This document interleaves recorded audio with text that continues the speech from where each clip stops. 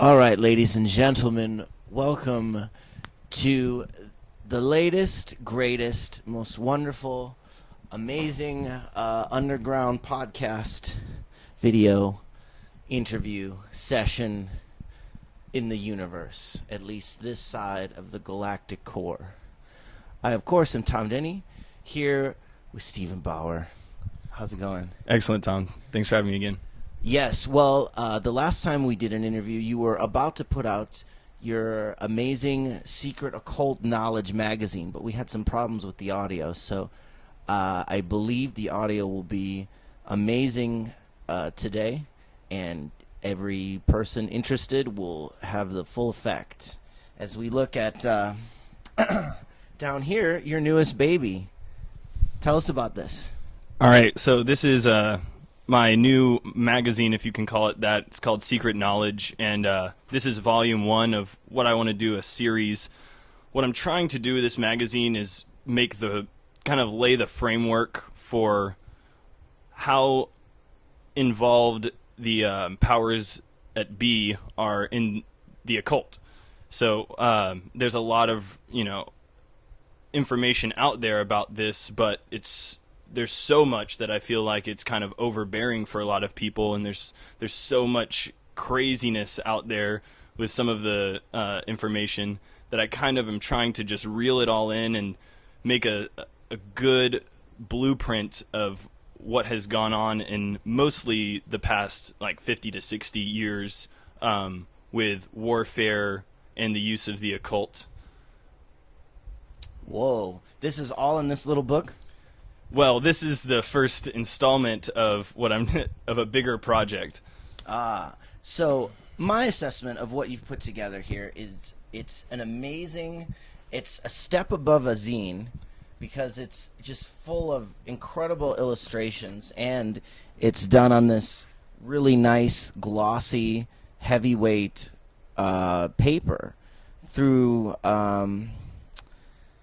a process of that took you a long time to eventually find the publishers, and then so you've self-published this whole thing, and it's full of amazing articles about everything that we could say occult, but not a lot of people know what that means.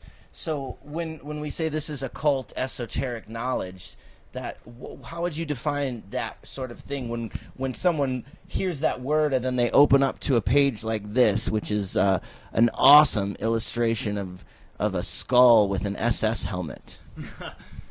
Yeah. So how I start off the magazine is it's real simple beginner metaphysics. So I kind of introduce you to the idea of the metaphysical world and how we interact, and how science is catching up to metaphysical theory and a lot of the more ancient religions. So I go through that and kind of just show you that a lot of the scientific breakthroughs that we've had recently are explaining what has been known for, known but hidden for a very long time, or not necessarily hidden, but demonized as, Eastern mythology, or whatever Eastern you want to call mythology comes into play when you start to talk about the Nazis. Now, what is the connection there? Okay, and yeah, so even their symbol is an ancient Eastern Buddhist symbol, correct? Yeah, so when the next part in the magazine, I go into, because there's been a lot of talk about the Nazis being involved in the occult, and I did a lot of research. It's basically taken me 3 years of research on this subject that got me going on this magazine, actually. And there's a lot of rumors about the Nazis using the occult, and my main thing in this magazine is squashing some of the rumors and then validating other claims of their involvement in the occult. For example, the Anunnaki, which was a section of the Nazi regime, was the largest and effort and kind of an archaeological study of occult claims, and it was funded by the SS, and that's never been done previously or after. Like, it was a huge effort by a military in order to study these occult claims that right. They were sending people all over just like in the Indiana Jones movies, they were sending their military operations to actually look for things like the Ark of the Covenant and the Holy Grail, and then that gets into their belief was that the white people of their genetic line had come to Earth as aliens in the ancient past, and that technology was lost, and it was up to Hitler and his people to reclaim that science. Yeah, so the Anunnaki was led by Himmler, and Himmler believed that there was a Aryan bloodline, kind of like a knightlyhood airship of the Aryan race that went back to antiquity, to where they had they were more connected to the gods, and they had supernatural powers. And most of this information that he got came from this book called The Coming Race, which is a fiction book, but it was released by a Rosicrucian, and first anonymously, and then he came out as the author. But what this book talks about is this underground race of Aryan people that have these supernatural powers, and they use this vril force, which is this supernatural force in the universe. And but you say supernatural and god-like, but it could be just a high advanced science that we don't understand, so we'll attribute these god-like anthropomorphisms to it because we don't understand it. But really, it just might have been high science, which might be involved in these UFOs. Exactly, and that is what Helena Blavatsky said. And so she took what was from the fiction book The Coming Race, which could be just a esoteric way of releasing secret information, like Rosicrucian information, by releasing it as a fiction book, which a lot of people claim that it was a fiction, was a non-fiction book under the guise hidden of fiction. In plain sight kind of. So what operation. Helena Blavatsky did is she took a lot of that, the themes in it, like the underground race, and she said that she attributed it to the Ascended Masters, so that these were the Ascended Masters, kind of an Aryan underground race of super beings, which rings true to a lot of what the Nazis were talking about with a race of or a lineage going back to a super Aryan race. And this you cover extensively in this new magazine, which you've called Secret Knowledge, right?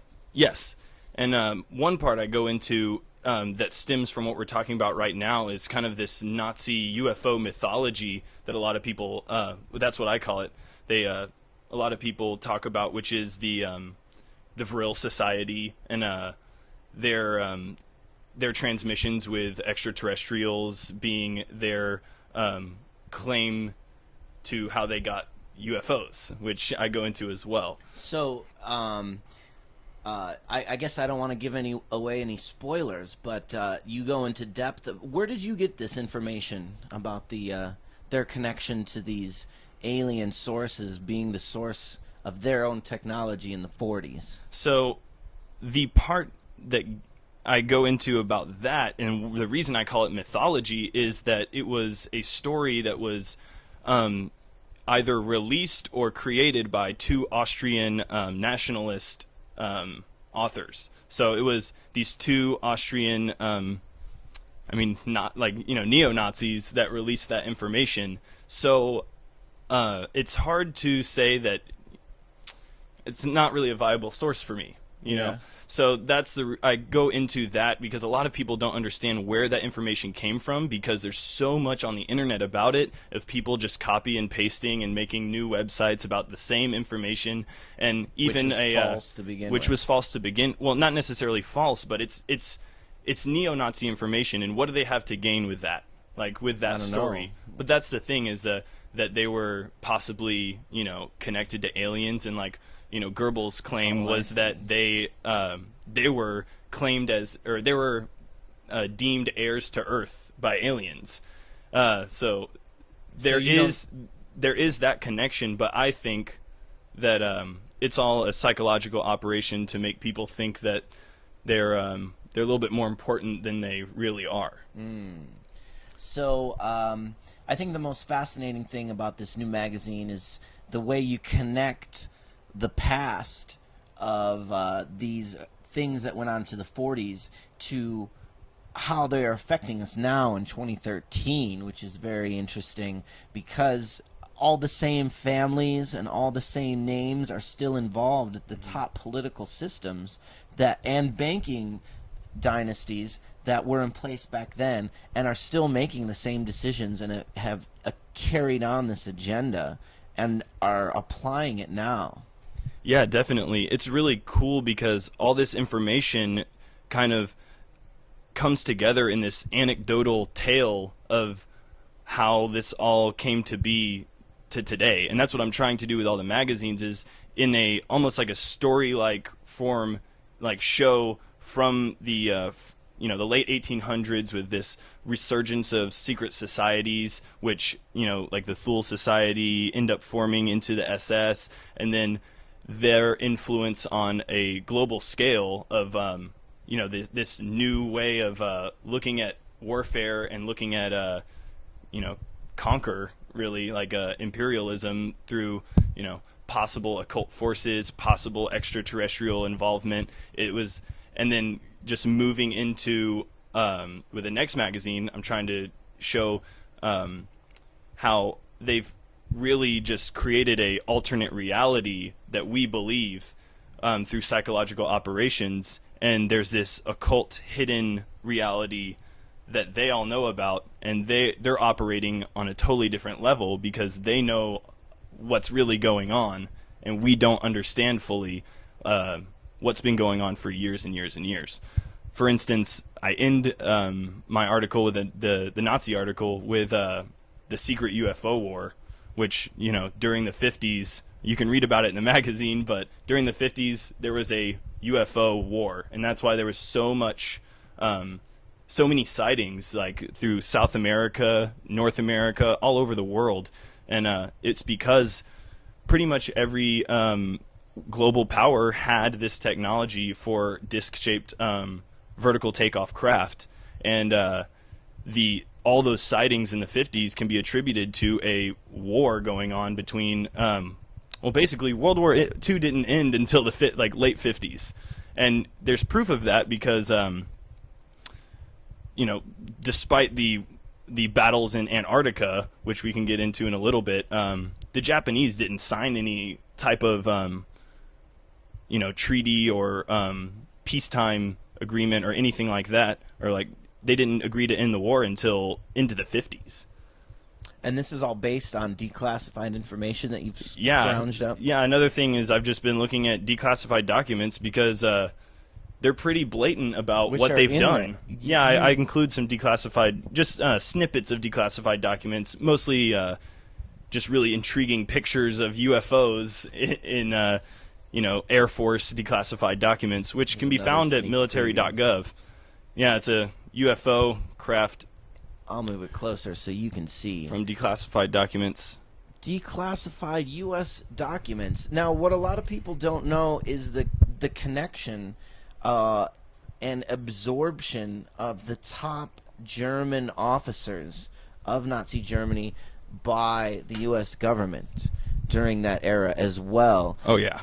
And there is, especially in my article, which I actually wrote an article for this very topic on how their Nazi agenda from the 40s is being applied today by the same people who were brought in under Project Paperclip and installed because they thought it would help the U.S. government, but what they did was form all sorts of little secret organizations like the CIA and other nefarious entities, which are now responsible for, here in Los Angeles, you can't even get on the subway without getting a full interrogation. You can't.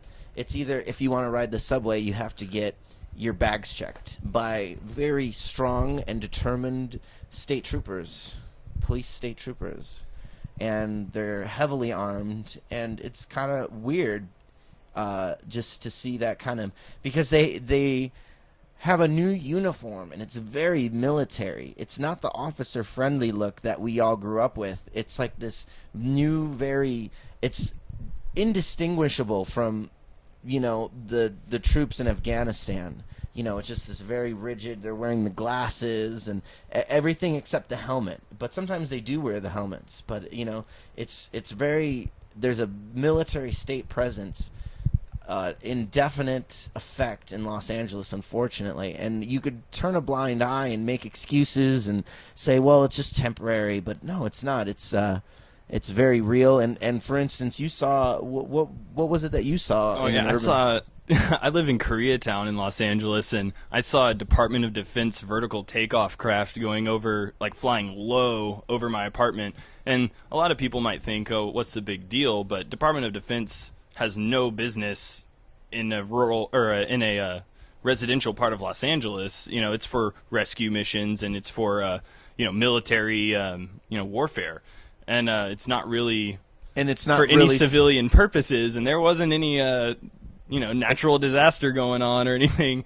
So it just attributes to like all the little things everyone sees every day, where it's like, oh, that's weird. It's a Humvee or a caravan of Humvees going down the street or something like that, But once you put it all together, they're ramping up for something.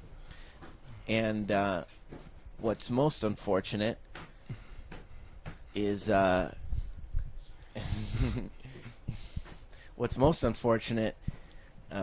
is that I lost my train of thought in the middle of that sentence. Well, yeah, so they're ramping up for something, but there are military personnel who have orders to be on standby for martial law, and I've talked to these soldiers who have just gotten back from Afghanistan, and now their paperwork says to be ready for martial law, which is really scary. Los Angeles under martial law. It's no joke, and that's actually why I'm moving next week.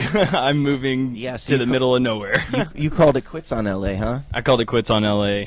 Now, was it that military presence that scared you, or? No, it's just the overall direction that the world's going right now. It's just I'm not confident in the government. I mean, I don't know why I should be, and I've just decided to take my own life into my own hands and try to make it. Yeah, get off the grid. Yeah, because I mean, it's definitely there's something going on.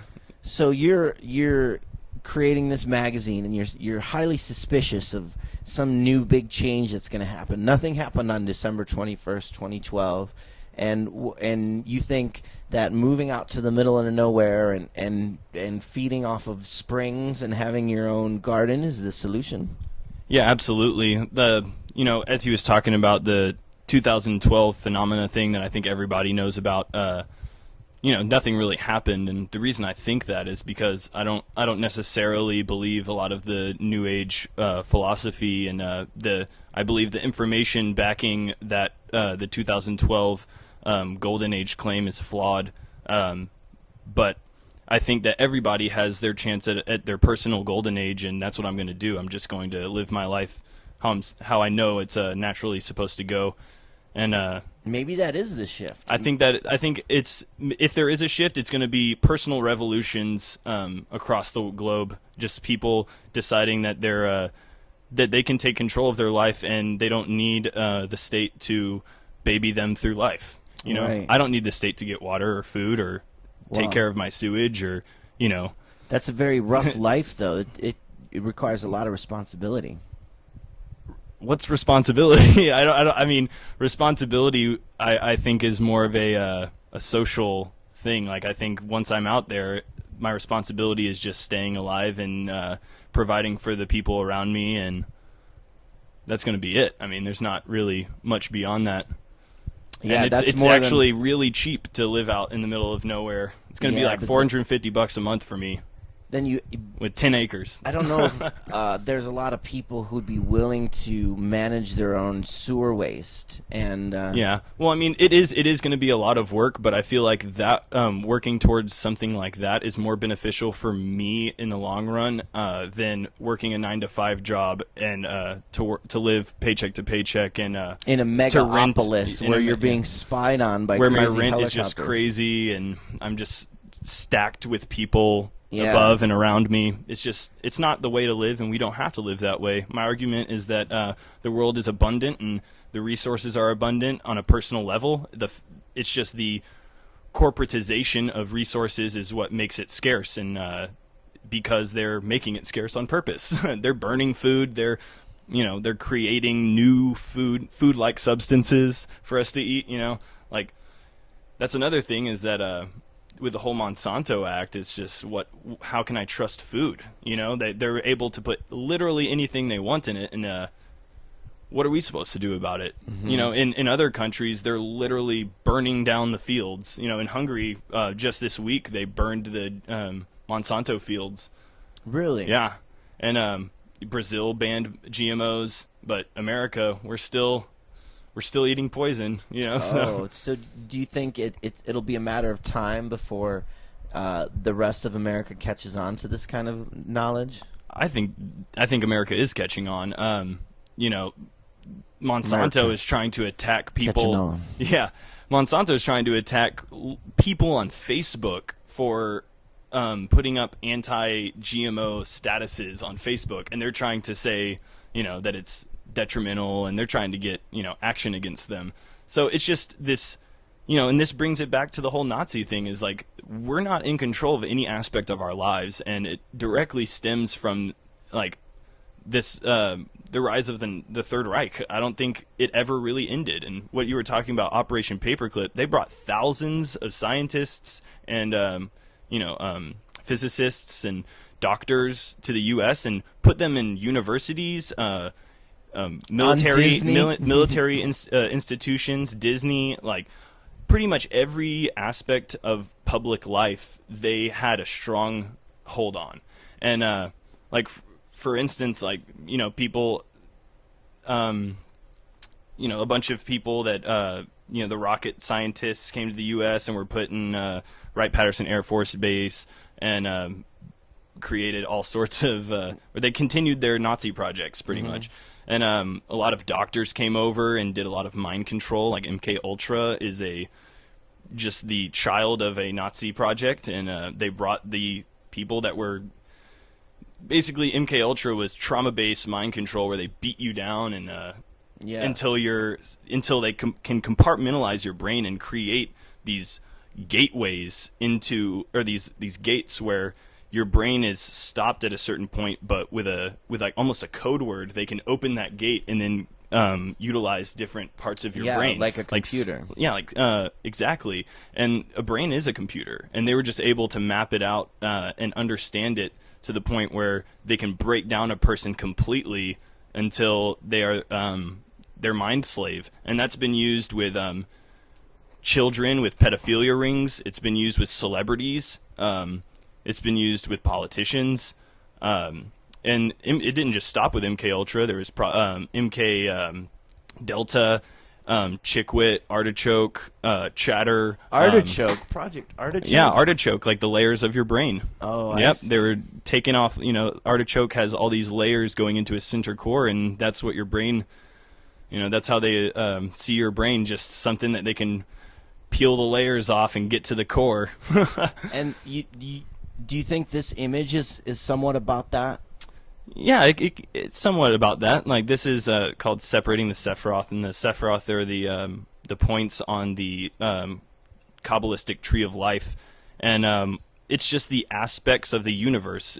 It was really amazing to get into this part of the occult, because they understood the universe in a totally different way than we did. And what the tree of life is basically just how the universe was created, and how the aspects of the universe are related to each other. And separating the Sephiroth is basically just separating the aspects of your mind and understanding the individual parts, and being able to move into those aspects of creation or the universe. What does that mean?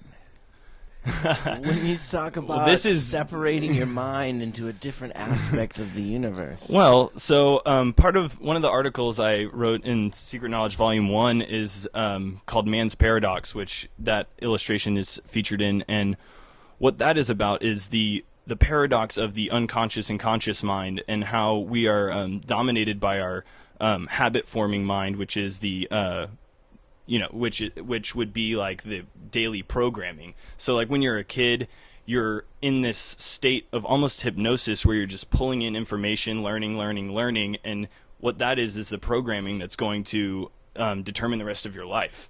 And so what Man's Paradox is about is basically showing how unique that is to man, that we have the capability of observing ourselves. So like what's really interesting is if you think, you can observe your thoughts. So that means that there's another layer to your psyche that is observing the thought process or the thought mind. And what that would be is the completely unconscious mind, or like the unconscious mind is the programming, and the conscious mind is when people say they're conscious, they're using this other aspect of their mind that's not the programmed habit-forming mind, but is this kind of eternal mind that can be. It's almost like it's all of our conscious minds are connected, and we're able to tap into a higher level of thought. It's beyond thought. There's not really, if there is a word for it, I can't think of it right now, but it's beyond thinking, because that mind is observing your thinking. Like, this is pretty basic for metaphysics. But what I'm saying is that we have to be aware of that, because they're in control of our unconscious mind. Like, the programming is going on constantly Through radio and television, or radio, television, literally everything. Like, the State of the Union address, just anything you can think of, the Super Bowl halftime show, like everything is programming, and everything has this occult knowledge of programming that was handed down by the Nazis. And so what they're doing, actually it's not even handed down by the Nazis, this goes back to Egypt. Like, they knew how to do mind control. There's this great book. Even Plato talks about the necessariness of theater, in which the state would approve theater that had messages that even the slaves were required to attend the theater performances, whether it was comedy or tragedy. The message would be absorbed easily, and he goes this is like 3,000 years ago, and he's talking about programming the masses through entertainment.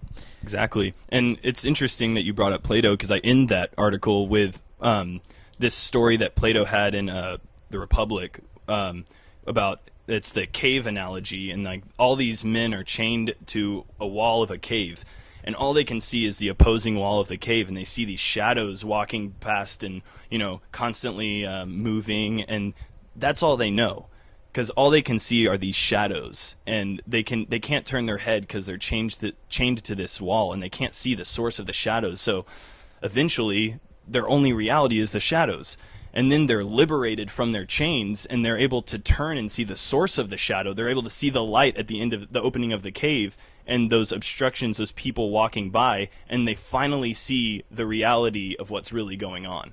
And so the reason I brought that up is that we're all looking at the shadows right now. We're not looking at what's casting those shadows, because we're looking at this alternate reality they've created for us, and the reality is what's casting that shadow. Who's telling this story? Mm-hmm. Who's giving us all this information? Well, it's the perpetrators. It's the people that are in control of our lives that are telling us all the information. It was very interesting. I went to Disneyland last week, and all of the rides have these little video interactive and when you get onto the ride, you will see to your left suspicious ghosts, and they kind of, whatever the storyline of that particular ride is, but they do it in this very corporate fashion where they tell you the information, and they deliver it in a specific way. And this is the way Obama talks about when we get out of Afghanistan, we're retraining the people of the land. And it's the same corporate speech, vernacular delivery. It's just so surreal. Even people who are totally unaware, like, what is... It's the media way of talking. Yeah. And I think it possibly has some type of, like, effect on us on another level, where we hear this kind of monotonous talking and we're just drawn into this, like, monotone, very slow NLP, and calming talk, you know, and like we're just kind of drawn into that. I think that's on purpose. Absolutely. And that just, again, and it might sound just like, oh well, they want to appeal to everyone, they want to sound, you know, inviting, but no, it's really just a way of molding your perspective in a moment, because they immediately have you in a mindset that they want you in as soon as they start talking. Well, that's the basis of neurolinguistic programming. Exactly. Is that pattern in which you speak, and pause draws you in because you're like waiting, and then it's very, if you research NLP. And now you talk about this in the magazine with Nicholas Shrek.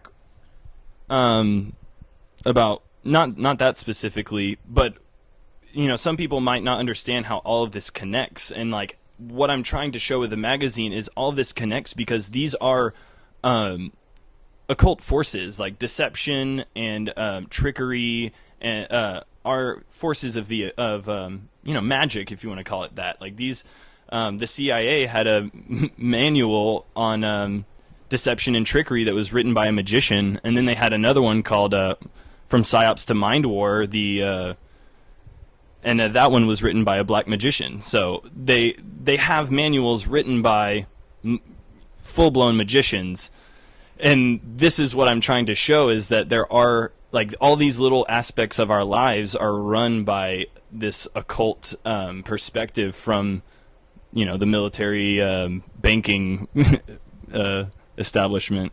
Now, let's talk about Nicholas Shrek for a second. A lot of people might not know who that is.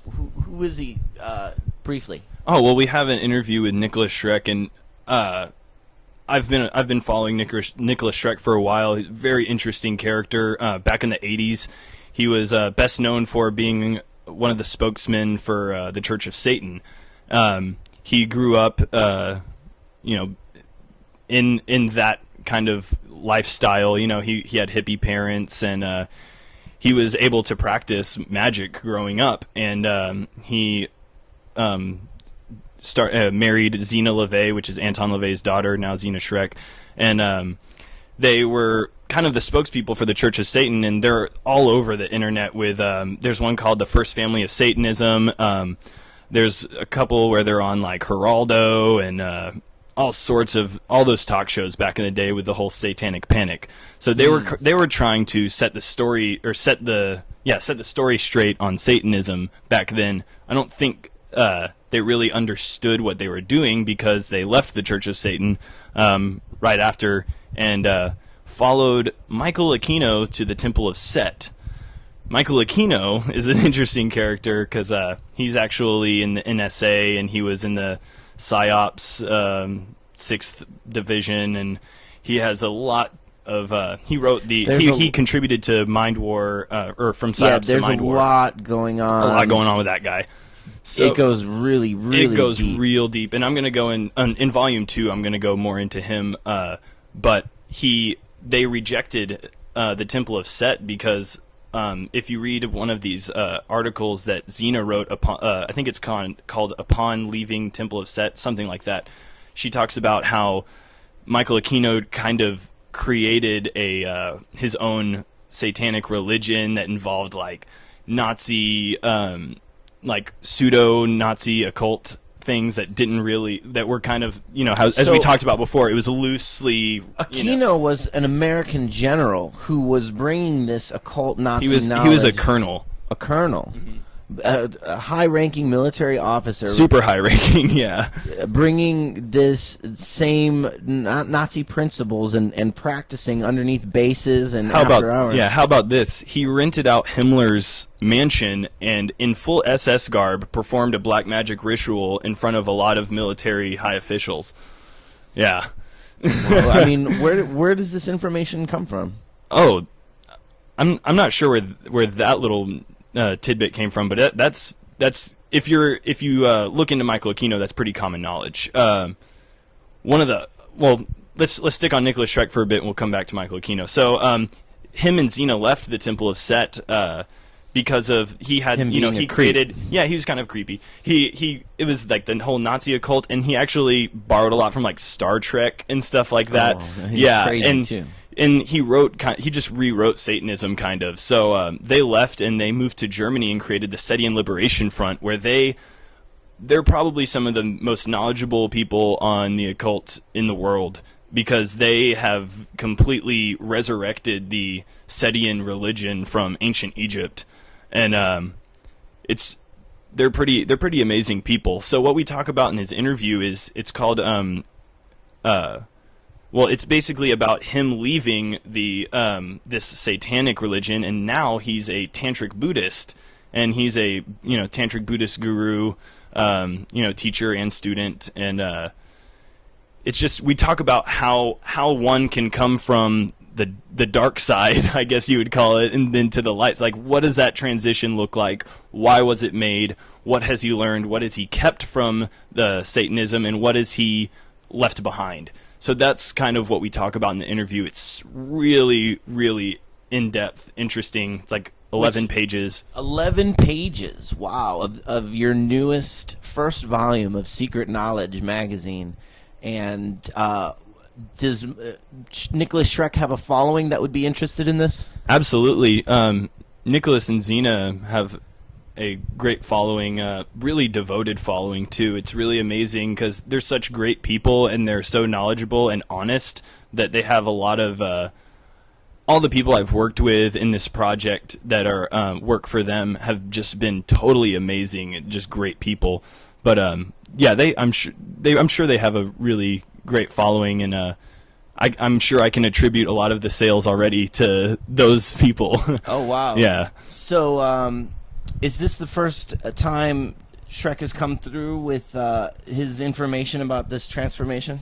Not necessarily. Him and Xena have kind of just began to make themselves public again after a while.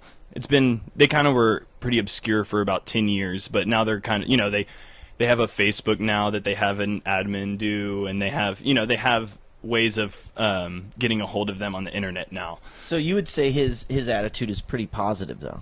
Very, very positive. I mean, we go into the nature of the devil and like what he understands of the devil, because they have, I mean, him and Xena wrote this book, Demons of the Flesh, that just talks about like the nature of the devil and what the devil really is. Because if you look into their interviews back in the day, they say Satan's not real, we don't worship Satan. It's kind of the aesthetic qualities of Satan that we try to emulate. Rebellion? Yeah, rebellion, all that.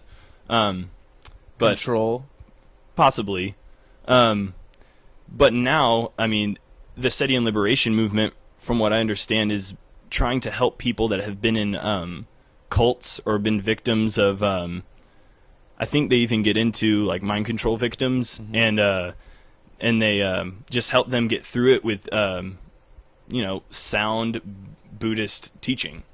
Wow, that's interesting. So does he feel like he was in a cult himself?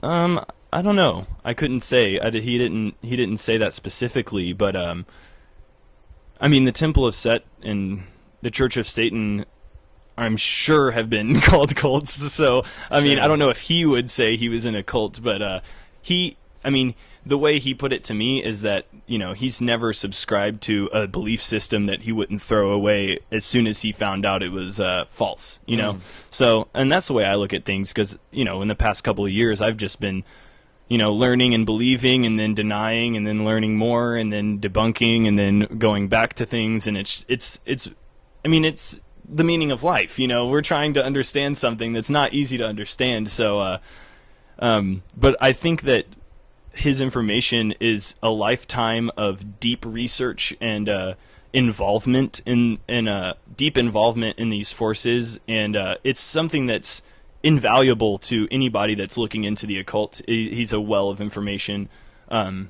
So would you say that this first edition is an intro to the occult, or is it for someone who already has a solid understanding of what hidden knowledge and secret metaphors truly is? I think it's more of a beginner thing because I try to take it. I wrote it in the trying to attribute or trying to help people that don't know anything about it. So the first couple articles are just like, all right, here is why there's a supernatural aspect to the universe. This is how we're involved in it, and this is how people are hijacking it and kind of trying to usurp your soul and at the same time publicly deny the existence of these things, because they're kind of playing with it and then denying it to us, so we're not on their level. But what I'm trying to do is bring us up to their level, understanding these forces that they're commanding, and understanding the history of what's been going on, and try to bring us up to a fighting chance, because I believe it's going to be you could call it a spiritual battle. I mean, it's metaphysical. It's beyond physical. It's something that we're going to have to prepare our minds for, because it's really a war for our minds. All the ideas that are being put upon us and telling us, look at this, don't look at this. This is truth. This is false. It's like we don't really have a fighting chance until we start questioning everything. So, what do you mean by they're stealing our souls? Well, when I say usurp our souls, I think that they're taking control of the they're basically monopolizing the metaphysical reality by they're looking into it, they're researching it, they're using it, but they're also not involving us. They're keeping us at the lower level. It's like the movie Metropolis. They're all living in a city in the sky, and we're in the underground worker city. That's what they want. Have you ever seen Zardoz? It was so long ago. Yeah, it's like a Sean Connery, and this is what I think they want, through, different writers on social engineering like Huxley and all that stuff. And a lot of them talk about something that sounds like that movie Zardoz, where they're all in this enclosed glass society, and they send out this floating stone head called Zardoz that introduces us to agriculture and weapons, and he's like, guns are good, the penis is evil, and stuff like that. And it's like, don't reproduce, just kill, and that's the society that we're moving towards, is them being this, in Zardoz, in this glass city, they're all psychic, and they talk with their minds, and then the barbarians are basically just running around in loincloths killing each other. Yeah. And that's basically what they want. And by usurping our souls, I'm saying they're trying to create us into soulless people where, we don't care about people dying if we can't see it. That's how society is right now. At least in America it seems that way, because we're killing just massive amounts of people overseas, and then there's a tragedy here, and it's just taking over the news, and it's taking over legislation, and the entire progress of man is based on some psychotic person with an agenda, or it's some CIA sleeper agent that's like, all right, your programming's on, and then they go shoot a bunch of people in Aurora, in a movie theater, So there's a lot of people who would get really upset at that statement. Yeah. Well, the thing is number one, and I know a lot of people would argue about this, but I would say those people are misinformed or ignorant of the fact. But mass shootings have gone down in recent times. In our age, they've gone down since before. And but they've been publicized, and they've been hijacked, Aurora, Sandy Hook. It's like even if those are legit circumstances, what I'm saying is one person that's like on Prozac shouldn't determine legislation for all of us on the other side of the country. You know, it's ridiculous. And so you think it's all a move towards gun control? Well, not even From that. the I think people it's in a the glass move towards city. social engineering. I think they're just trying to keep us low. I mean, Department of Defense is buying trillions of rounds. They're buying all sorts of military vehicles. You know, they're arming to the teeth, and then they're buying out ammo across the world or across the U.S. So it's like, you know, people have been saying that you can't buy ammo anywhere and all this junk. But what I'm not even talking about specifically gun control. I'm talking about social engineering, making reality benefit for them specifically is not fair. And I don't think that we have to play along. And so you subscribe to the kind of simulation theory where the universe is running like software on a computer, which your consciousness can access and manipulate. However, there's this elite force or priesthood that's well aware of this, and it's ancient knowledge which was forgotten except by this secret priesthood, who their information somehow trickled to the Nazis, and somehow that came into modern day through the CIA, and now the Department of Defense and the people who are controlling them have this knowledge of a simulation type universe and are using it to pull strings and manipulate the world affairs.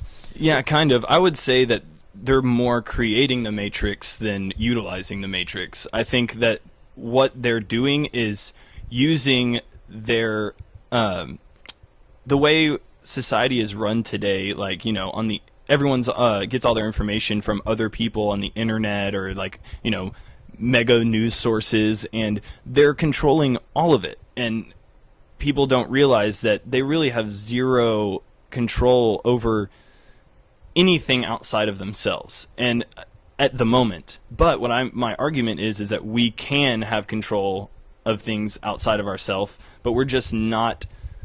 We're trusting other people to do it for us. And so on a higher level, this, you know, what's more important than your personal well-being, you know, not just physically that you're getting everything you need, water, food, but, like, you know, metaphysically, like, what does it mean eternally for you? Like, what does it mean, like, for your, you know, if you believe in a soul, what does that mean for your soul? If they're in control of every aspect of your life, what are you doing to better yourself? Like, if you believe in reincarnation, what are you doing to, you know, ascend to the next level? Like, what are you doing in this life besides living in the Matrix? And is secret knowledge a playbook of getting out of the Matrix? Yeah, in one flyer I made, I called it the Reverse Lobotomy Handbook. Wow, that's great. It's a handbook that just basically, you know, a lobotomy is taking a spike and shoving it into your brain and just basically disabling part of your brain. And what I'm trying to do is re-enable that part of your brain, because we're only, you know, some people say that 95% of the time we're in that habit-forming programmed mind, and then only 5% of the time are we really conscious. It's like, let's reverse that lobotomy, which would be the programming of your entire life, and bring you to that level that they're all running at, because we don't stand a chance if we're kept down at that level. Like, they know way more about reality than we do, and they like it that way. Wow. When you say they, you're not talking about Obama, but the people who are above him. Yeah. Secret casters. So Obama's just the shadow on the wall of the cave. Yeah, I mean, he's just at fault as everyone else, but I don't think, you know, like, for instance, George Bush, it's like that dude can't read off a teleprompter, but he's supposed to do, you know, all these, you know, run the country. Right. It's like, obviously there's other people doing stuff. But yeah, there's basically what I call it is this global cyclopean overlord. Cyclopean. Because it's like this it's this one-eyed, and the reason it's one-eyed is because they have one perspective and one future that they're all working towards, and it's all over the world. And I guess you could probably attribute it to banking. It's really just a crime syndicate that they're they're creating fiat governments. They're playing both sides of battles. They're they're training Al Qaeda and giving them weapons, and then they're saying that they're our enemies, and just things like that. They're playing every aspect to create the reality that we believe. Like I forget who said it, but the victors write history. Yeah, and that's what's going on right now. Is the victors have written history, and we have to reclaim it. This is an interesting. You mentioned Bush and the Nazi connection, and this is an animation of a swastika and the Chase logo, which is Chase Bank is connected to the Bush family, and the Rockefellers, of course. Just a very. I think we talked about this last time, but yeah, they were funding the Nazis. Yeah, and here we see that symbolism in their octagonal logo. What do you think the geometry has to do with the fascination with geometry? What is the significance of it, in your opinion? Well, geometry is really yeah, that's deep. That's a deep thing to go into. I went too deep. I'm gonna break it. You went there. Okay, so if you look into sacred geometry, for instance, there's this this mystery school telling of the powers of geometry. It goes back to the whole whatever. Basically, sacred. Derailed. Yeah. I was trying to go into a bad place. So, sacred geometry. A lot of people say that we can understand the universe, like the physical universe, through sacred geometry, because everything is attributed to the Platonic solids or the Mandelbrot sequence. Like, there's this idea that the universe's kind of expression is geometry. And I think our fascination with geometry has to do with the innate presence of geometry in nature. I think we're just drawn to it because it's something that looks so unnatural, but when you get real down, real small, all the little tiny aspects of the universe, it all ends up being geometry. And here is one of your illustrations. This is an amazing drawing. And here on the left you have what is a Merkaba, and on the right is the flower of life. Yeah, I've got the... I can't see it.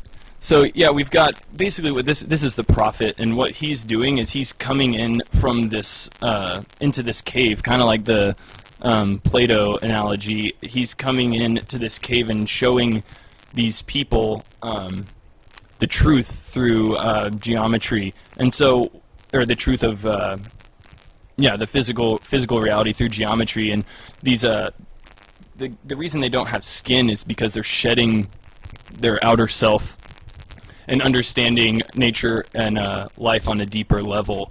And you can see in the corner, the right bottom corner, there's he's pointing to a book. He's showing them information, and it's basically just showing kind of the different levels of understanding. So there's that skeleton that's completely dead and has no liveliness to him. He's just laying there completely dead, and then you have the people stripping the skin, and then the enlightened one that's completely stripped of all his outer outer appearances, and he's bare bones to what he truly is. And what does that have to do with this geometry? Because what's stripped down and bare bones of nature is geometry. So it's basically just stripping down everything to its bare bones and understanding the building blocks of life. And what's interesting about the flower of life is once you start to look into it, you start to see it everywhere in nature, from the way flowers grow to the way the seeds of an apple are in its core, to the way weather patterns on Jupiter form. It really cell division. Yeah, it's everywhere. And do you think knowledge like this is helping physicists and scientists understand aspects of nature and reality which they can use as tools for manipulation?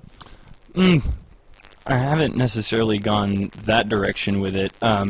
In Secret Knowledge Volume 1, I have an article about epigenetics, which is basically the idea that that thought manipulates matter, or matter depends on thought rather than thought depending on matter. So basically, what most people would say is that we can think because of our brain, but what this is saying is that we exist because we have the capability of thought.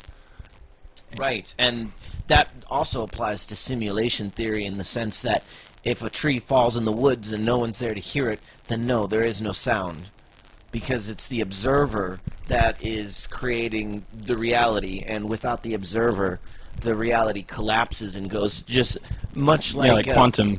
Well, much like if you're playing World of Warcraft. I heard this great analogy that if there's no one on the servers playing World of Warcraft, does World of Warcraft exist? Oh, wow, that's interesting. Yeah, and no, it's the second a user logs on to the server, which would be a consciousness waking up in a human reality, then all of a sudden the generators start creating trees and grass and things for you to interact with. Yeah, so what epigenetics is saying is that there's not really a supercomputer synthesizing it, but we are constantly cooperating in our own synthesis of reality. So, like, you know, if I think something, it can affect reality in a physical sense. That's what they're figuring out now, and what's funny is they're only now catching up to what people, you know, philosophers have been saying forever, you know. Wow. So there's going to... Do you see in the future there'll be a merging of science and religion? Yeah. It's already happening. Yeah, transhumanism is a big issue for me. Yeah, a lot of people are kind of seeing the future as that that technology is our savior rather than, you know, whatever else you want to be your savior. But I don't think technology can save us from anything. I think technology has its place, and I don't think it's in our bodies. And I don't think it's supposed to navigate human endeavor. I think it's a tool to be used, but not I think eventually where we're going with it, will be the tool used by it. Yeah, we're somewhat of an anomaly as we're rushing towards this synthetic future, and there's an argument that even the idea of taking metals out of the earth and forging, you know, rocks into components that create a computer chip is completely alien. And where did this knowledge come from? And maybe there is some extraterrestrial force. Well, the computer was made by Konrad Zuse, who was working for the Nazis, so all goes back to the Nazis again. You mean it wasn't Bill Gates in his garage? No, Bill Gates is a transhumanist, though, so... What do you think that means? I think, well, Bill Gates is somebody to look into, because he controls way more than people think. He is very involved in... Yeah, pretty much everything. It's crazy. His a recent speech is about how he can cure world hunger with GMOs, monitored by chemtrails and satellite adjustment of weather. Yep. They want a completely synthetic reality, which is totally ridiculous because we don't need it. We don't need a synthetic reality. We're like, nature is better at it than we are. I don't think we need to mess with it. And do you think this will be the downfall, or do you think this is the same thing that the story of Atlantis talks about, that the scientists or sorcerers of the time had this knowledge of geometry and the way the universe worked, and reverse engineered it to a way that destroyed their society completely? Yeah, what did they call it? The Lucifer Experiment. Yeah, basically that... technology, like if a civilization, if they keep getting more technologically advanced, it is inherently doomed. Inherently doomed. Yeah, that's what the claim is that if you keep pursuing science in all abandon to human nature, that eventually you will be doomed to obscurity. Doomed to... Now, this is an interesting illustration, which I think this to me, when I look at it, besides it just being an awesome drawing, is a sorcerer who's channeling an Anunnaki and Thoth.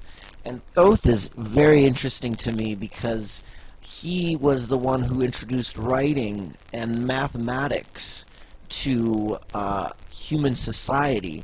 And on the right, this is a statue of the Anunnaki from Sumerian culture, who also introduced pyramid building, agriculture, and writing. And they both seem to be kind of like beaming into this sorcerer or priest, this galactic knowledge, as the galaxy swirls behind him, and he seems to have this little light explosion coming from his head. Would you say that these are, these are the gods, but can they also be these alien influences creating what was essentially a cave-dwelling people into modern society? Or what's your take on this? What's your inspiration here? So what this is you're getting on the right track. They're kind of the totems of knowledge. They're these personified beings of just truth and knowledge and wisdom beyond just typical earthly understanding, like that occult knowledge, that deep metaphysical knowledge. And what's interesting about, or where I was going with this, is that these two creatures, they're not a prophet that has written anything for you to read and subscribe to. It's kind of, they are exactly what I said, totems of knowledge. It's just kind of the worship of knowledge. And so what this is that knowledge comes from a deeper place, like real knowledge. I'm not talking about like I know what how many records Justin Bieber released or something. I'm talking about knowledge. Like this is the understanding beyond just information comes from within, because what these two creatures are on either side of him are kind of the aspects of his mind. And so he's downloading this eternal truth, which is kind of what's called the journey of the magus. It's kind of the objective of all magicians, is to download this eternal truth.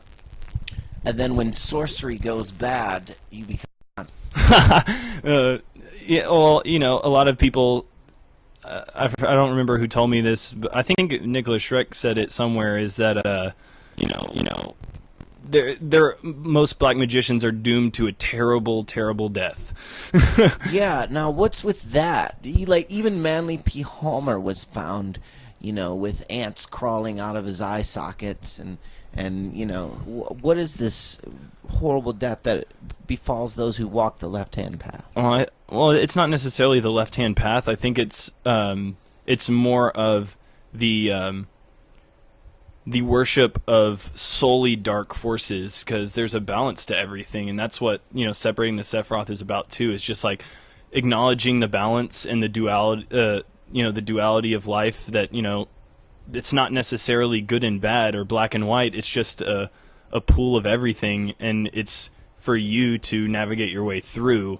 And I don't think that anything is inherently evil. I don't think anyone is inherently evil. I think it's all about what the time and place, because so it's when these totems of knowledge become icons of worship that you are is it a projection? Where do you go from manipulating matter with your mind to all of a sudden you're hacking up a goat in the name of some effigy?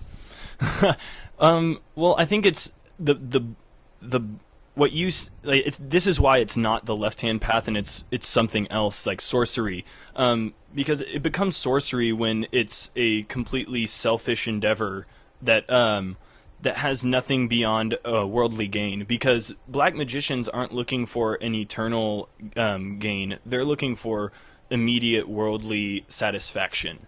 And which is satisfying, like worldly things are satisfying, but there's something beyond that, and that's what people today don't understand, and that's what they want to keep you ignorant of, is that it's not all about, getting that job and making that money and getting that house and having that car. That will die with you. And what they're trying, but at the same time, we're told that this is the only life, that religion is just crackpot BS, and that science prevails. And what they don't understand is, like, science is explaining what these religions have been explaining for it's interesting thousands to watch of years. Quantum physicists come out of the laboratory with an almost Zen-like understanding, and they're in some cases, like, even wearing robes, like now I forget his name. But these guys, even Greg Braden started off in the 80s researching this, and then coming back with the science of the heart and the applications of compassion and love versus fear, and how the observer is affecting reality, and these very, very esoteric, where they're watching electrons shoot in and out of reality. Now, what kind of sorcery is that?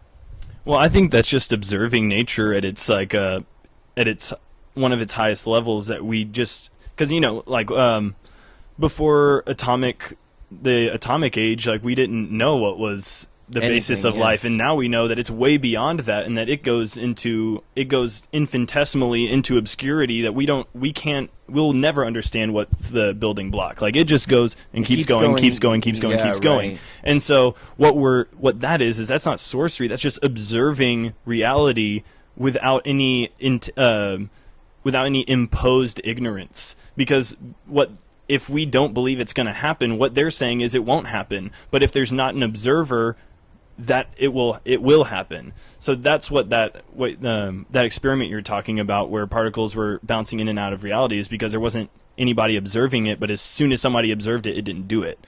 It would come back into reality. So that's what they were trying to show with that. That's the Warcraft server when nobody's logged on. Yeah, exactly. It ceases to exist. Ananda Bozeman was the one I was thinking of. Okay. He grew his hair long and wears these robes now, and it's but there's a lot of people in that arena who tend to become a little new agey and hokey, and we were at the Awaken Aware event not long ago where we saw firsthand some of these. What was your take on that, and on the New Age movement? Because that's the forefront of the New Age movement, and these modern people who seem to or claim to understand this sorcery that we're talking about. Yeah, at the risk of sounding paranoid, I would say it's kind of been hijacked by misinformation. I mean, the problem with the New Age movement is it's based on information that's just not sound information. Like, it's a Helena Blavatsky theosophy, plagiarism, and misunderstandings. Like, basically, this woman took everything she could get her hands on and tried to put it, smash it all together, and out of it came the New Age. And one of those things is that whole 2012 thing that just devastated New Age people across the globe. Oh, and that was very interesting to talk to people about that, and everybody will have a reason why, or that it is happening, but it's just a slower thing. Slower than we thought. Yeah, and they say there was going to be a golden age, but the Kali Yuga says we're going into a dark age. So it's just basically whatever you believe, like there's going to happen. So it's just information. You can play any side of it. Like, you can choose the Mayans, or you can choose, the Kali Yuga. So it's like... And then won't your reality start to reflect your belief system? Yeah, so my problem with the New Age movement is that a lot of people think that by only just...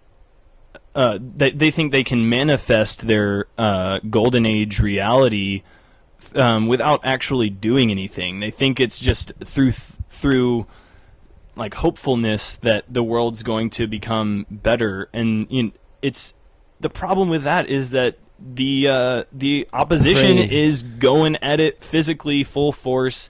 like on every level. And then to have someone say, well, don't worry, there's some special white hat space brothers who are Going to working give everybody money. behind the scenes, and things are happening, and systems are collapsing, and don't worry, just wait it out.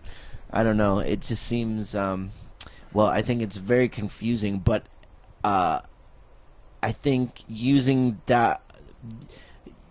your own personal sovereignty to invoke that type of sorcery to where you can affect things in your own reality and observe them being affected by your belief systems, I think is a very powerful tool, and I've seen it happen.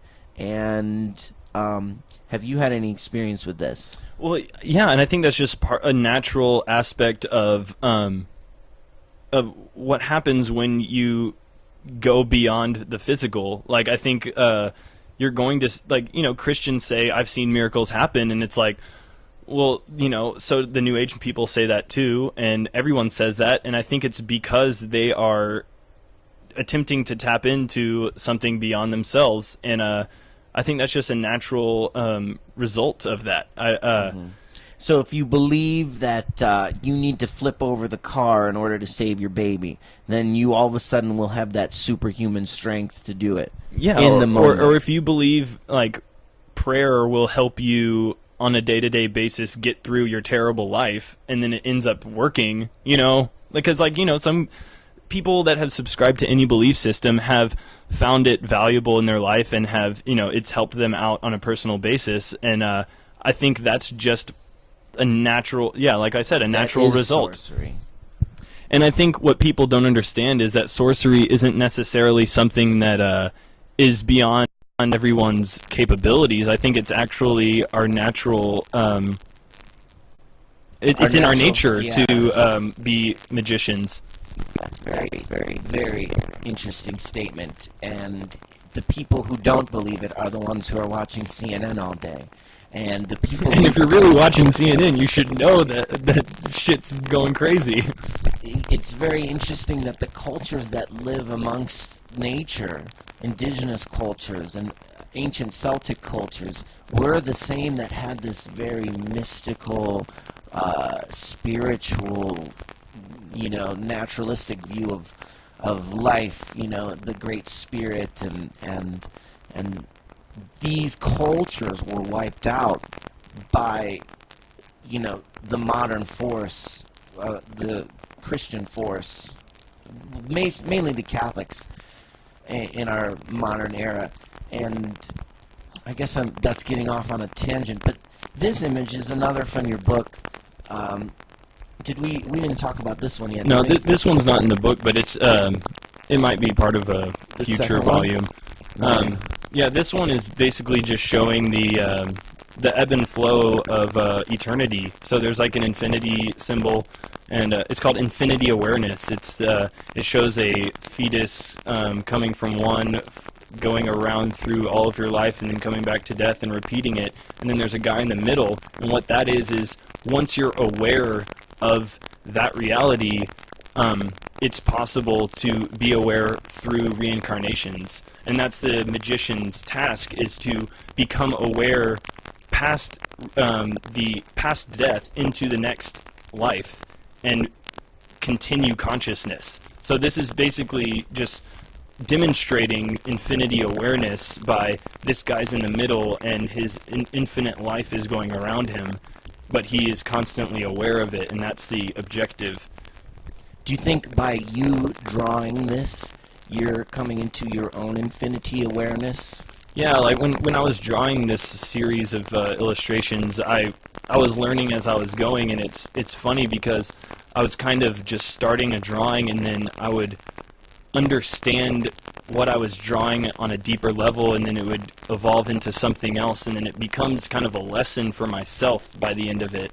And I think that's one great thing about art, is that we can discover those inherent truths through art by ourselves. I'm sure you agree. Have had that experience.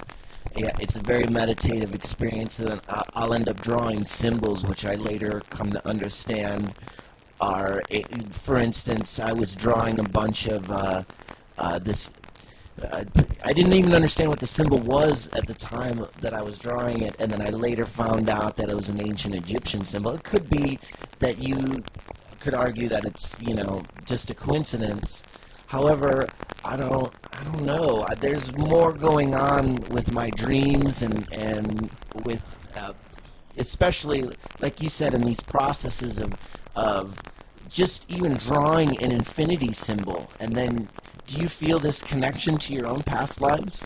No, I mean, I don't think I've gotten to that level yet. But I think that's the ultimate. Perhaps this is goal. A step in that. Yeah, I mean, I've learned so much, and there are those things that I've just known. Like people say, I feel like I just know things, and then I find out I'm right. And, like, that's happened to me too. I'd say that there's a source that we're able to tap into, and when I am doing art, I try to, as much as I can, tap into the source and be uninhibited by my own programming, and try to do something beyond just a typical drawing. Do something that has a meaning beyond just a form inked on paper. Absolutely. I totally agree with that. I think any art form, expression, music is also writing, and what you've done in your magazine is incorporated all of those except for the music part. But you do music. Yes. Do you think any of your fans of your music will appreciate your new magazine? It's possible. In the band I sing for, I do a lot of stuff like this. It's called Nibiru, and our first album was called Visions of a Terminal Reality. When I wasn't so hopeful about the future, and it's about future combat systems and AI and transhumanism and warfare. And the second album we did that is going to be a split with Suffering Mind from Poland is a continuation of that, and it's all about the where we're heading as a race, and the possible doomed scorched earth result. But I don't believe that that's going to happen. But I'm just posing the possibility for people to make their own assertions on their own reality and their own future. Interesting. So that music, as part of your creation, can go hand in hand with your new creation, this Secret Knowledge magazine.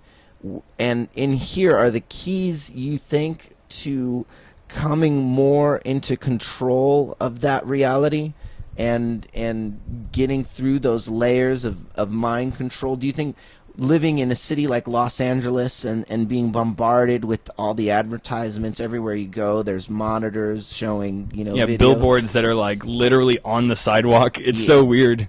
I've never seen that anywhere else, by the way. It's just like a giant billboard like in your face on the sidewalk, like level with your face. Right. It's I think it's the template to what the rest of the country is going to become with these helicopters. I think Disney is like Disney World is kind of a template too. This kind of just like you walk in there and you forget everything the rest of your life exists like immediately, and you're just drawn into this like alternate world. And I think and it's a cheap fake plastic world. There's nothing real about it. It's so nothing. Horrible. Yeah, and so and as we mentioned before, there's a Nazi connection there, which is interesting. But it's all about social engineering, and it's all about their crazy control over everything. They just want to. They're sociopaths, and sociopaths are drawn towards power and power positions, and I think that's exactly what they are. But can you run a country as big as America without having that kind of control? Yes, I think that I don't think the U.S. should be controlled in a centralized way. I think that we can do better on a smaller local scale.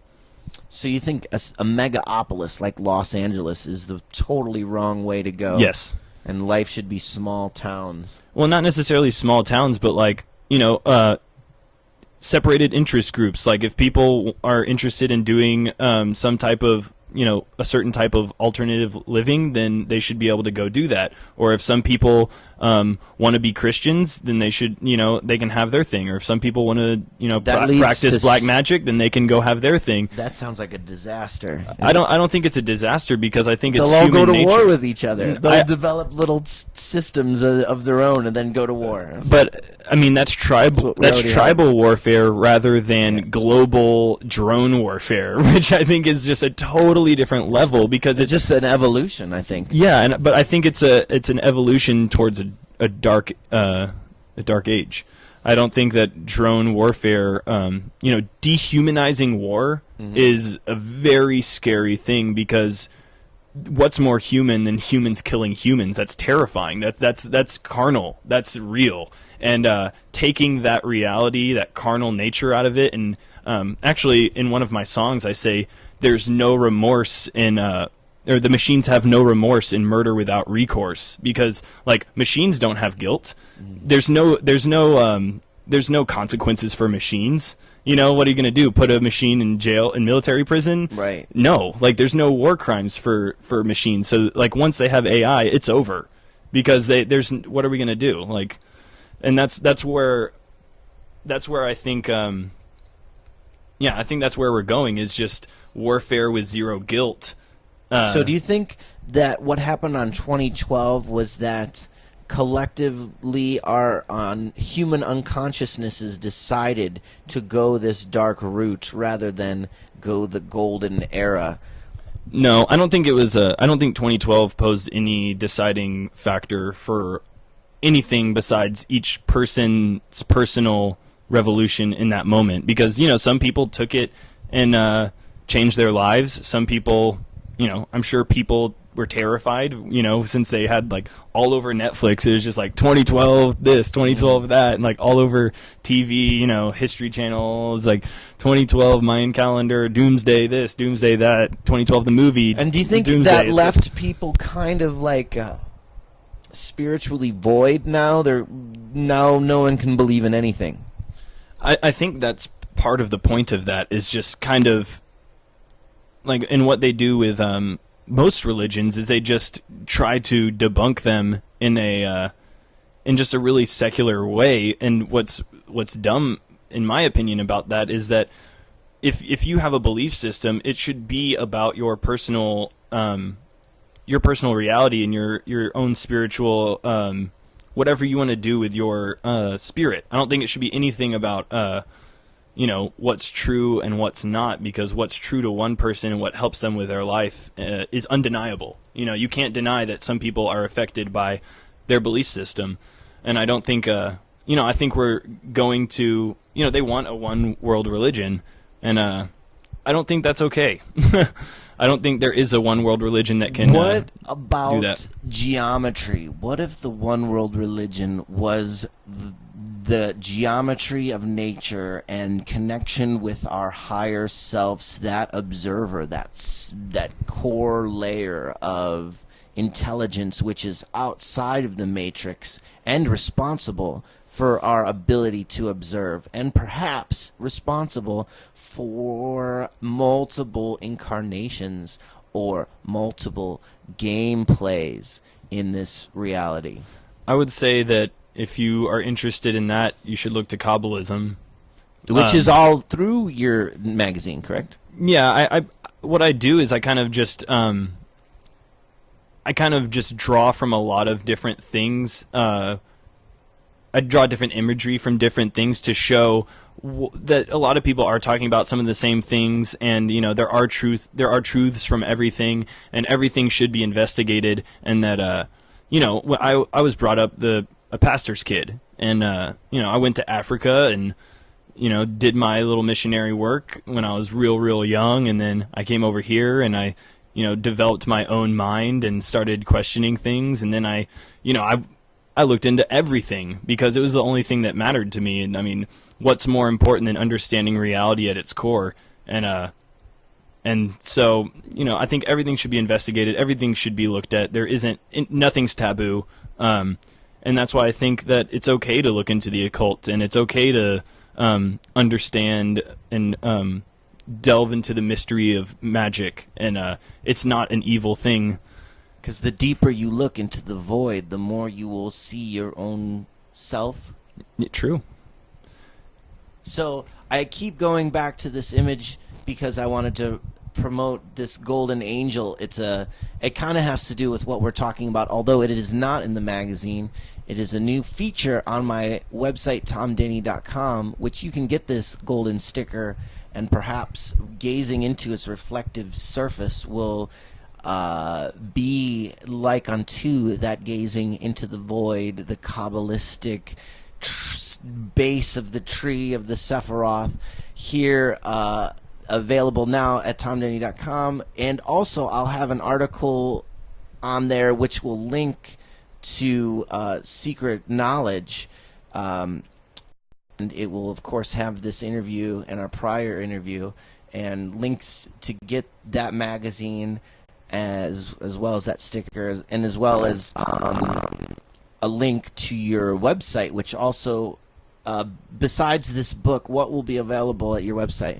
So what I'm trying to, the original plan for Secret Knowledge was kind of a creative collective, so I want as many people involved as possible. So I guess this is an opportunity to call for contributions. If you have articles, art of any form that you feel would be able to be printed. So music is out for the moment, but I don't think that it'll be out for the future.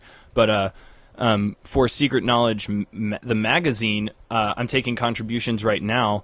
What also will be available is we're going to do jewelry and clothing and art prints, and I want to do music. I want to do everything that anybody wants to share, and I'm going to, if I feel that it's a worthy endeavor, I'm going to help out and, give them a venue to express it. And that's kind of the goal of Secret Knowledge, is to get everybody that wants to be involved and just create our own reality that isn't inside their matrix. Wow, so you're using your magazine to hack into the matrix and exactly. create a sub-matrix. Wow. Well, I think the whole premise and the whole project has come together excellently. As I'm holding it, it's very it's not flimsy. This is a very thick book with a lot of information, a lot of drawings. I think this is my favorite page. I know I'm giving away another secret of the book, but if you look, there's the Kabbalah and the path, and on the other page it says the Secret Ufo War. Now, if that, you can't even see it. People are like, what are you talking about? Yeah, the Secret UFO War should be intriguing title enough for you to get it. I love how it all connects. Yeah, so you can get Volume 1 at secretknowledge.biz, and it'll come in like 3 to 5 days. And it's printed on excellent paper with a glossy cover. Just the whole thing came together really well. It's way better than a regular zine. It's all black and white, but there's full pictures, and a lot of these are actually from disclosed U.S. government documents. Especially on like the black bell, like all these strange ancient symbols. There's so much information here. This is a compendium of fantastic. This is the rabbit hole of rabbit holes, I think. Exactly. And I believe that for the uninitiated, this can really open a portal into new systems of belief and understanding. And I think if it calls to the right person, I think you've done a real service to help the expansion of consciousness, I believe. And just as an art piece in general, it's just a fantastic contribution to reality. I think it's so cool that this came together and actually exists now. And it's only, what, $6? Yeah, it's $6. That's ridiculous. There's 80 pages? Yeah, 80 pages, and it's fully illustrated, and Full. it's got a what's called perfect binding, so it's like book binding. Yeah. It's done really well, and I wanted it to be done well so it'll last. Like, I don't want it to, I have tons of zines that are just disintegrated, like totally destroyed, and I want it to be something that people can keep for a while. Yeah, in 100 years, people are going to be talking about the era of 2013 when everything was martial law and young dudes were putting their heads together trying to make sense of it all, of the big mess. And, well, I think this is, I don't know, I'm just totally impressed with its production, how it looks, all the information in it. I'm just really excited to be a part of it, and that my article made it in, and my illustration looks pretty sick too. I'm not going to show it to you because you have to buy the book. There's only $6. There's also an article by my friend Derek Brose that does the Houston Free Thinkers, the HoustonFreeThinkers.com. He does a great thing on consistency and the importance of consistency, and he takes a analysis of a philosopher, Samuel Konkin, and attributes it to Siddhartha. It's really interesting. He does another article that's on the HoustonFreeThinkers.com that I think everybody should look at, that is a synthesis of anarchism and shamanism, and it's just a really unique perspective that I've never seen before, and it's really, really interesting. I think everybody should take a look at that. Will you have links on your website? No, but it's the HoustonFreeThinkers.com. Well, you should put a link on your website. All right, I'll put a link on my website. So, again, Secret Knowledge is finally done. It's in print. It exists. And it is an awesome illustrations from cover to cover, literally. And if you're a fan of art, if you don't even want to read the articles, it's totally worth your time. I mean, just look at some of these complicated, awesome illustrations, which Stephen has done himself by hand. None of this is digital. I've been to his studio and I've seen these pieces sprawled out on his desk being pen and inked, which is completely, I think, really mind-blowing. So a fantastic portfolio piece as well as an intellectual key for those who have the eyes and ears to understand the knowledge encased within. And if you're confused about our reality and about the origins of NASA and the CIA and other systems, well, it has a lot of real documented information which might bridge the gap of understanding for you. So if you're a seeker of secret knowledge, then Secret Knowledge Occult Magazine is absolutely 166% for you. Why do I say 166%? I have no idea, ladies and gentlemen. But I think, is there anything else you'd like to say about it? Just that it is for everyone. If you know nothing about the occult, if you think you know everything about the occult, it's there for you. And like the people that are deep into occult knowledge, there's a lot of stuff that you won't know about. A lot of stuff about World War II that you might not understand. And the reason it's important is because it brings it into reality for you. Like, it brings all of these ideas that are this metaphysical thing that you might not live.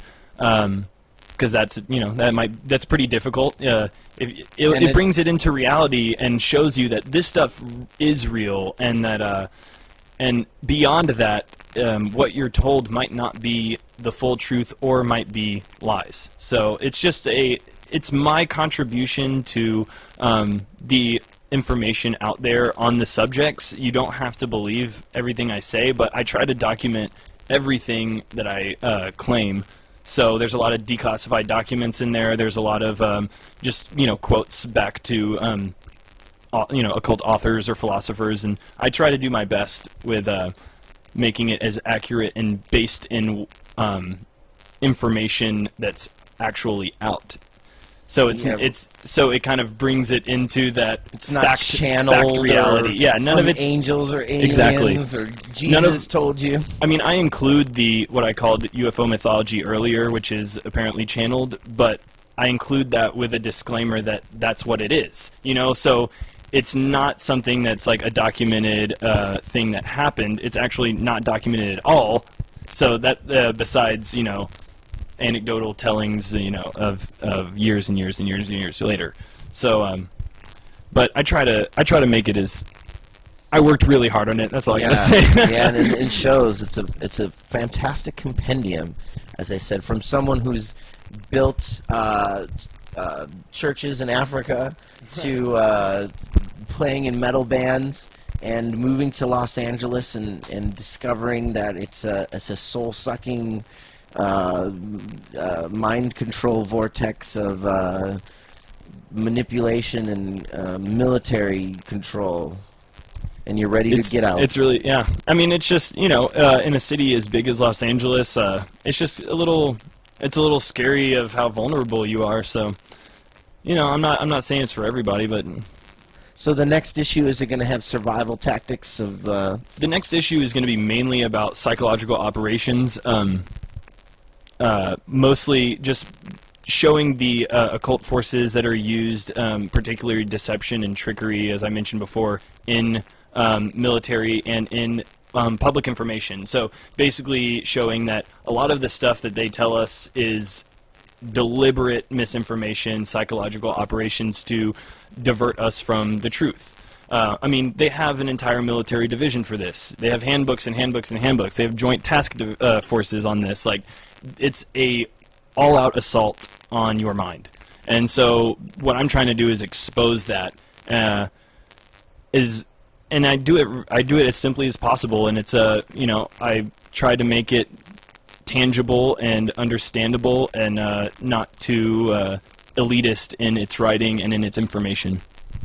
Well, that is amazing, and I think I am excited. I haven't read the whole thing myself. I'm excited to read Volume 1 from cover to cover, and I hope that anyone who is taking the time to listen will also check it out, and it's only $6, and I think it will be at least an awesome thing for you to talk to your friends about and show them the cool art of Stephen Bauer and myself, Tom Denny.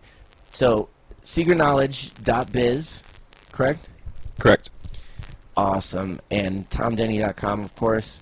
And get yourself some gold foil, geometric principle enhanced stickers of the Golden Angel. And this is a totem of knowledge. I have a whole piece written about it on TomDenny.com. And there will also be links to Secret Knowledge as well. So, Stephen, thanks for allowing me to be involved in this awesome project. I really appreciate thank you it. for I'm really involved. excited about it. And I'm going to come visit you on your ranch. You plant mushrooms someday. Feed the goats and have some goat cheese. But for the meantime, I guess we're going to sign out. And don't forget, just go to TomDenny.com or secretknowledge.biz. Good night.